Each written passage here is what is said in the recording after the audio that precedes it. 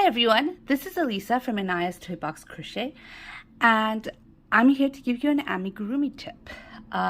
This is, I don't number them, so this is one of my amigurumi tips, and I want to talk about recentering. Now, what is recentering? Recentering is when you are working on a project, you have a pattern, and you're doing shaping or maybe even color change, and it just doesn't look right. And you count and you count and you do it exactly how the designer said to do it, and it still doesn't work. So there are many reasons why that could happen. That could be you're using different tension, you're using different yarn, with the amigurumi, it's so small and it's so, like, the increases are placed in such a way that it has to be, if you're off by a couple of stitches, then you'll notice it. So different yarns, different tensions, and different styles will cause you to have not exactly, like, the increases and the decreases to make the shaping not fall in the same place as it does for the designer. Now, when the designer does their thing and tells you make 24, I'm just pulling numbers out of my head, but make 24 single crochets and then do an increase. They're saying that because that is what works for them. But that doesn't necessarily have to work for you. And that is where recentering comes in. Now, with my patterns, more than likely you're going to have to recenter the shaping. The reason you have to recenter the shaping in my patterns is because I work yarn under where most people work yarn over. What does that mean? I do have a video on yarn under versus yarn over. Please check it out. I will link it down below. But just really quickly, I will show you a line right here. This is a line of single crochet, and do you see how relatively straight it is? It is stacked on top of each other. Now this is created because I used yarn under. We are working on a spiral, so naturally in a spiral it kind of slants a little bit, and this is slanting very, very slightly. It's not straight. It looks straight, but it is slanting, I promise you that. But when you use yarn over, the slant is more pronounced, so you'll see more of a line like that. Because of that, where I put my increases might not work for you. So what you need to do, I'm at this point where I'm going to put a nose. Now, if you look, this is the center of the head. The nose should fall around here. So if I look at my pattern, and in my patterns, I always write where the increases should fall. If it does not fall in the same place for you, well, you make it happen. So, right, for example, in this one, which maybe I should have done already, it says 22 single crochets. So I am pretty confident that when I do 22 single crochets, I will end up in the right place. Why? Because it's my pattern. I wrote it the way I crochet. But you know what? You might take 21 single crochets or 23 single crochets to reach that place. Or you might even take less. It might be 20. It might be 25. Not 20. It might be 19. You know what? You really do need to use your judgment. One of my testers says she was off by 6. I don't remember if it was 6 over or 6 less. So I thought that this was probably an important video to talk about, especially with my patterns where I use yarn under. Just quickly, do check out the video I did on yarn under, but this is yarn under where you see how my hook is pointed down. I hook the yarn with the hook pointed down, pull it through, and then do a single crochet. Yarn over, you put it in.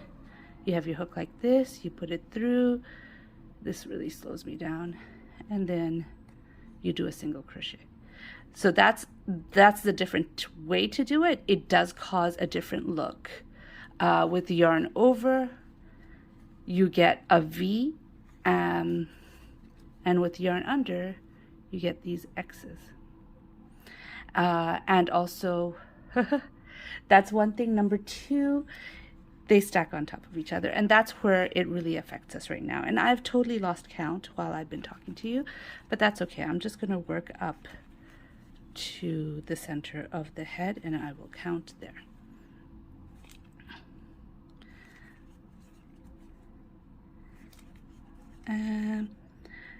Okay, so I am close to the center of the head. Okay, I'm going to be increasing in 2 rows. 1, 2, 3, 4, 5, 6, 7, 9, 10, 11, 12, 13, 14, 15, 16, 17, 18, 19, 20, 21, 22. Okay, so I'm going to be doing an increase here and an increase here for this pattern. But let's pretend that you're working differently and your stitch marker was right here. And so you count 22 and you get, instead of being like right here in the center, you get to be right here. And it's like lined up with the ear. And that does not look right to you. You need to recenter. So how do you recenter? You recenter by making sure you get to the place you want to be. I think actually, because I am using thinner yarn and a smaller hook, that I do need to recenter, because I counted to 22 and I ended up, I feel like 1 stitch off. So it turned out like, here you go. It's not always about yarn over and yarn under. Sometimes it's about different yarns. So if I look, I want to be on the center, because this is the nose. I want to be on the center of the head. So between the ears, actually I'm okay. So I'm over here. I'm going to be doing my increases over here. But if I count 1, 2, 3, 4, 5, 6, 7, 8, 9, 10, 11, 12, 13, 14, 15, 16, 17, 18, 19, 20, 21, 22, 23, 24, 25, 26. It took me 26 single crochets to get to where I'm going to do the center of the nose, where I'm going to make my increases, but the pattern says 22. So what should I do? Well, obviously you're going to do your increases where it belongs. But with your stitch marker, what you're going to do is you're going to count, it's at 22, so you're going to count 4 stitches. 1, 2, 3, 4. And you're going to put your stitch marker on the next stitch. So that now if you count, if I did my math right, you should have 22 between these two. So we're going to count 1, 2, 3, 4, 5, 6, 7, 8, 9, 10, 11, 12, 13, 14, 15, 16, 17, 18, 19, 20, 21, 22. So by moving my stitch marker, what I have done is, yes, I did extra stitches so I could get to the right place to do my nose. But what I did was, later on, if I have to do another shaping thing, I don't have to keep track of how many stitches did I do. Was it 4 stitches? Oh, so say there's a decrease later on in the pattern. There is a decrease later on in the pattern. Where do I put my decrease? I don't know where to put my decrease, because you're off by a few stitches. It's hard to tell. But by recentering, which is making the stitch marker, your beginning of the row, fit your cat. It fits your cat because you counted and made sure that it is in the center, and then you counted the stitch marker and made sure the stitch marker was 22 stitches away. You've made it so the next row you don't have to do anything, you don't have to think, you could just follow the pattern. Now, in some patterns, you may have to recenter more than twice. Now, recentering, if you're doing increases in a row most of the time, you don't need to recenter then. But when you do a bunch of, rows of just single crochets, that's when your single crochet, your stitches might be spiraling a bit more, might not be spiraling as much. And that is when you need to double check. So later on, when I'm working on this project and I get to the back, where I'm going to be increasing only on the back and I need to make sure it's centered, I may need to recenter the stitch marker once again. But for the next few rows, while I work up the nose, I am not going to have to recenter again. I'm just going to continue doing it like the pattern says. It's only the first row that I had to adjust. And by adjusting it like this, what happens is it helps you not have to keep track of everything. It also helps make sure you have the best amigurumi.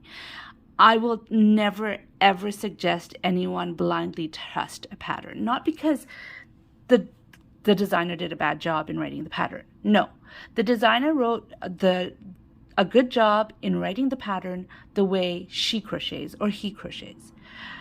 They did not write the way you crochet, because it's kind of impossible to write in the way everybody crochets.